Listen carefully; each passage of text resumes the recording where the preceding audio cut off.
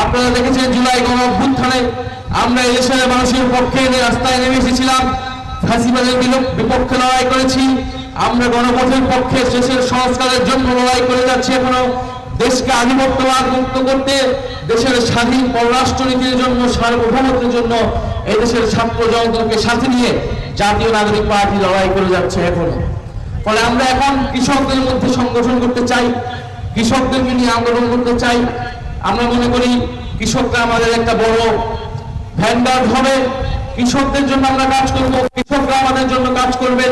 আমরা উভয়ে পরস্পরের স্বার্থ দেখব। এবং আমরা জানি যে বাংলাদেশে ঐতিহাসিকভাবে যে কৃষক আন্দোলন হয়েছিল, সেই ব্রিটিশ আমল থেকে জমিদার বিরোধী আন্দোলন আমাদের শেরেবাংলা ফজলুল হক কৃষক প্রজা পার্টি করেছিল, এবং কৃষক প্রজা পার্টির মাধ্যমে তিনি জমিদার প্রথা উচ্ছেদ করেছেন, এদেশে কৃষক প্রজার অধিকার নিশ্চিত করেছেন। আমাদের জাতীয় নেতা মাওলানা ভাসানী তিনি বাংলার শ্রমিক কৃষকের জন্য আন্দোলন গড়ে তুলেছেন। আমরা চাই সেরকম নেতৃত্ব গড়ে উঠবে কৃষক শক্তির মাধ্যমে। শুধু কৃষক নয়, জাতীয় পর্যায়ে থেকে বাংলাদেশকে নেতৃত্ব দিবে।